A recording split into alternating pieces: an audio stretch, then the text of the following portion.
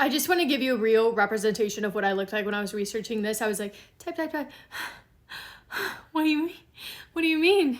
What do you mean the case was closed? Like, to this day, this case remains one of the craziest unsolved mysteries of the 20th century. Okay, so in 1959, in the deep Ural Mountains of Russia, 9 experienced hikers led by a 23-year-old named Igor Dyatlov all set out on what was supposed to be a challenging but possible 190-mile hike. They never came back. The mountains are in the northern part of the Soviet Union, and the group wanted to complete this specific hike in order to get their grade 3 hiking certification, which was the highest level available at that time. They started the hike on January 25th, and they were planning on returning home on or before February 12th, so they were estimating that the hike was going to take them 16 to 18 days to complete. And again, these people were experienced, equipped, they were confident, and they were excited. They head off, they eventually reach a mountain pass. They decided to stop and set up camp for the night before waking up the next morning, crossing the mountain pass, and then setting up camp on the opposite side of the mountain for the next night. So they wake up the next morning, they start to get moving through the pass, but then the weather starts to get really bad and it's only getting worse. It's a really bad snowstorm with heavy winds, and it's decreasing their visibility, and they lose their direction, and now they have completely gone off of their path. They realize they're gonna have to wait it out, but instead of going back to a safe area, for some reason, even though they're experienced and they should know better, instead of going back to the area where they would be sheltered from the weather, the group decides to set up camp on the slope of the mountain, one of the most dangerous areas you could be. The following day, they're supposed to be meeting another group of people at some sort of checkpoint, but they don't show up, and the people overseeing this entire hike are made aware of it. However, it's a group of 9 people, all of which are experienced and should be knowledgeable enough to know how to survive the weather conditions that were on these mountains. So it's not a huge concern right off the bat, but then 3 weeks pass and there's no sign whatsoever of this group, so a search party is sent out. The army, helicopters, trained rescuers, they all go out to search the mountains. And sooner than later, they run into the tent of where the group had last been, on the slope of that mountain, and they think it's really strange because setting up camp there was so risky for so many reasons. The wind could have blown them right off, snow could have fallen on top of their tent, so many things, and they're surprised to see that that is where the group had decided to stay. But that was not the most concerning part. They walk up to the tent, the hikers are not there, but inside there are neatly folded stacks of their clothing. The tent itself was cut open from the inside, their belongings were left behind as well as their shoes, meaning that the hikers had fled into the freezing cold in freezing temperatures, like below 50 degrees freezing weather, half dressed, barefoot, either wearing no shoes at all or only one. And then they see footprints by the tent leading down to some trees. And by the way that the tent was cut open, they were thinking, oh, it looks like they fled in some sort of panic. They must have left quickly. But by the way their footprints were placed, that suggested that they were walking calmly, not running, not speed walking, just walking slowly. They follow the footsteps down to the forest area until they get to some trees, and there they find 2 bodies. As they're approaching the trees, they see a flat area that had remains of a fire, like someone started a fire, and next to it they saw the first body of one of the hikers. Without his clothing, only with socks on and with his hand burned. Next to him was the second body, also deceased, and that hiker only had one shoe on. I believe one of his socks was also found right by the fire. Both of them had noticeable scrapes on their hands. Then they noticed these deep scratch marks on the tree, like deep scratch marks, and also broken tree branches, so it almost looked like someone had tried to climb up on the tree. And over the next few days, the searchers found 3 more bodies, also deceased in similar conditions, frozen in the snow around cedar trees. But by the way their bodies were positioned, it looked almost as if they were trying to crawl back to camp, back to their tent. Those 3 were also not wearing much, but what they were wearing belonged to the other 2 hikers. Like, they all mixed and matched their clothes, and they were all wearing pieces of each other's. It was concluded that they all passed away from hypothermia. The last 4 bodies took them months to find. They wouldn't be able to find them until the snow started to melt in May, and they were found at the bottom of a ravine deep in the woods under 13 feet of melting snow, and their bodies seemed to be in even stranger conditions than the others. 3 out of the 4 were dressed better than the others. One of them, the girl, had her left foot and shin wrapped in a torn jacket, and they had traumatic injuries. But the weirdest part about it is that the injuries were mostly internal, aka the injuries appeared to be caused by some sort of blunt force trauma, but there was nothing around them that could have been used to inflict those kind of injuries. It was determined that they likely fell, but medical examiners determined that prior to falling, 3 out of the 4 had sustained blunt force trauma similar to injuries suffered from a car crash. One of them had a partially crushed skull, 2 others had multiple broken ribs to the point that their chests looked to be caved in. And listen to this, the female hiker was found with no tongue, no eyeballs, part of her lip was missing, she had facial tissue that was missing, and part of her skull had been removed. Some of the bodies also had traces of radiation on their clothing. So the Soviet government launches an investigation. During their investigation, they realized that there was a big Russian military exercise taking place on those same same mountains, miles away, but on the same mountains at the same time that the hikers would have been hiking. And one of the members in the military said that one night he noticed very weird lights in the sky over the mountains in the exact spot where the hikers would have been the same night that they are believed to have passed. And then the Soviet government closes the investigation, and in 1959 it's concluded that all 9 hikers passed away due to, quote, a compelling natural force. And that was that. Case closed. Years later, Russia reopened the case and concluded that it was caused by an avalanche, but to this day, a lot of people don't buy it. I don't know. Honestly, I'm not very big into conspiracy theories. I just much prefer to go off of facts because honestly, I don't have enough room in my mind to believe all these conspiracy theories. I would literally go mental, but I cannot lie, I do fall into rabbit holes like this one. And this one made me feel so uneasy. Them saying that the reason they passed away was due to a compelling natural force. What do you actually mean? What do you actually mean? I don't know, I'm like spooked out. I had to come on here and share because I